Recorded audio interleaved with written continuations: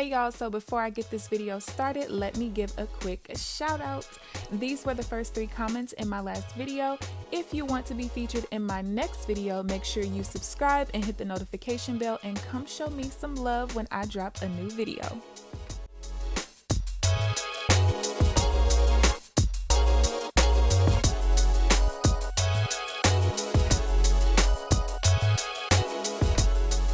What's up, you guys? It's KeAmber Vaughn, aka CoachKe, coming back to you with another video. If you are new to my channel, welcome, and if you're not new, welcome back. Be sure to hit the subscribe button and also tap the bell so that you are notified of every new video that I post. So as you guys can tell by the title of this video, it's time for me to budget my YouTube paycheck.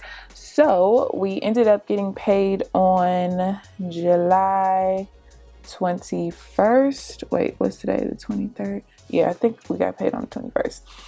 And then my income was $236.92. Now, before I actually start breaking my paycheck down and showing you guys what I'm going to do with it, how much is going to be sent to savings and everything, I'm going to first go over my analytics, because I know a lot of people who watch my channel like to kind of know the background things, like how many views do you have to get and things like that. So the way that everything works, I'm going to show you guys the analytics from June, because the way that the YouTube paychecks work is that everything that happened in June is what we got paid in July. And also, sorry you guys, I won't be in the live chat right now as this is premiering, because I am asleep right now because I have to work tonight. So let's go through the analytics. All right, first things first, as you guys can see, this is the overview tab. In June, I ended up getting 24.1 thousand views on my channel. My watch time hours were 3.3 thousand, and then I gained 342 subscribers. As far as the reach tab goes, I ended up getting 408.5 thousand impressions, which is basically how many times my video showed up in people's timelines. That was up 6% from the previous month. The impressions click-through rate, which is basically when somebody sees my thumbnail, how many times they actually click it to view my video, was 3.7%, which was down 4% from the previous month. We already went through the views, and then the number of unique viewers was 12.5 thousand, which is down 2% from the previous month. Let's see, the watch time hours we already went through. That was up 3% from the previous month. And then the average view duration was 8 minutes and 11 seconds, which was up 4% from the previous month.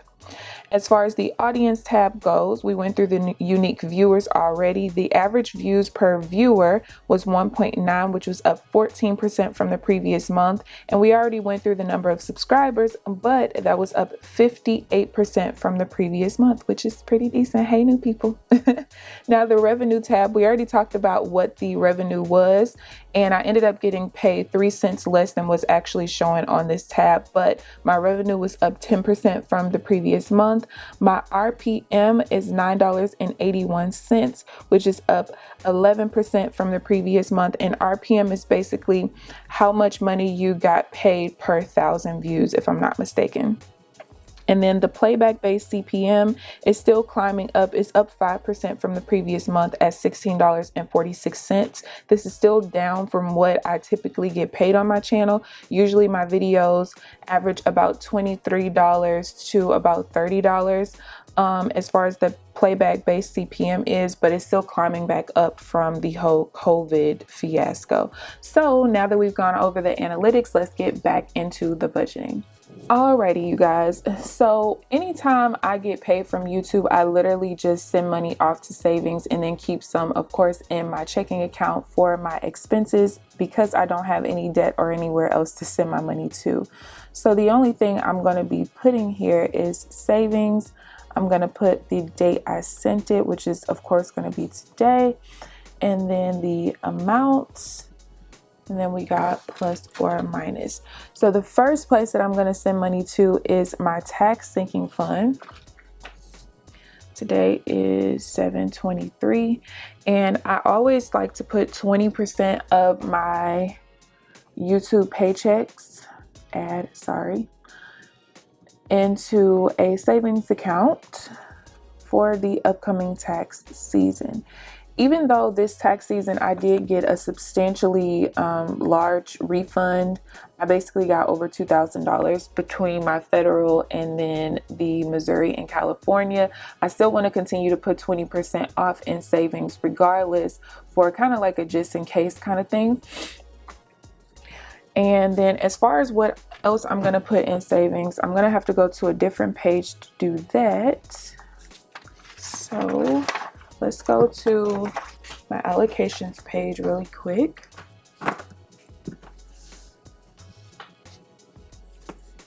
All right, so we got a YouTube paycheck and it was $236.92.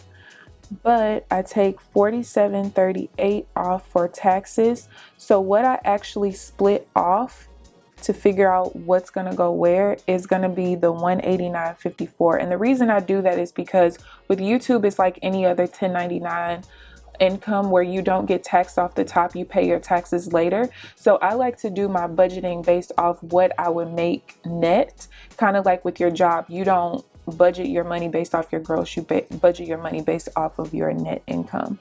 So this month, 80% of my income, well, after I put money off for my fixed expenses, 80% of my income stays in my checking account for my fixed or for my variable expenses, and then 20% is going to go to savings. So what I'm going to do is take a little sticky note, and 80% of the $189.54 is going to be $151.63.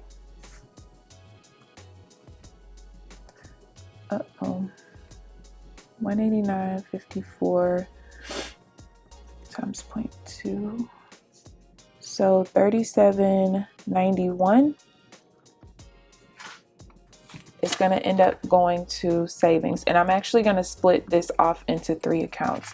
No matter how small this number is when it comes to my savings, I still like to split it off the same way that I always do. So we are going to put the $151.63 here, and then what's going to go in savings is $85.29, and basically that's what I kept off for taxes plus this amount here, what actually ended up being allocated. So I'm going to go back to here. So the 3 accounts that I like to put my savings money in is my investment / miscellaneous account. I have a sinking fund for my car, and then I also have one for travel. $37.91 is what we're going to split off. So I like to send half of it to my miscellaneous / investment account or sinking fund. That is going to be $18.95, not 6. I said 5 and wrote 6.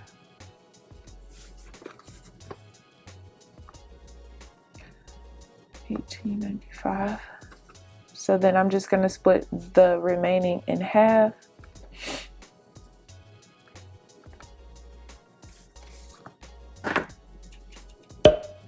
So the total amount that I'm going to send off to savings should be the whatever we put on this other page, $85.29, but I'm just going to go ahead and add it up on this page just to kind of double check my math.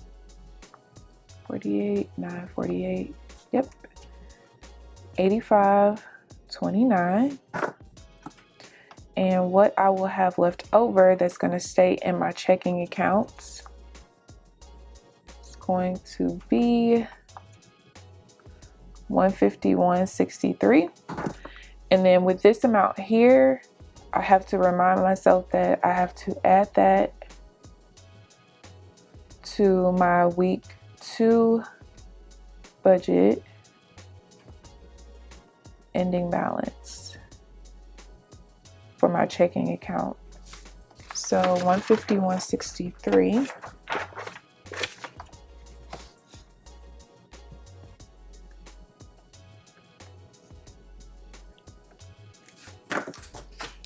And that's literally it. So just to, I guess, recap, I got paid $236.92. I went ahead and I took out the 20% for taxes. What was left over, I basically divided it between 80% and 20%. So 80% is going to stay in my checking for my fixed and variable expenses, being able to pay my bills and eat. And then 20% is going into my checking.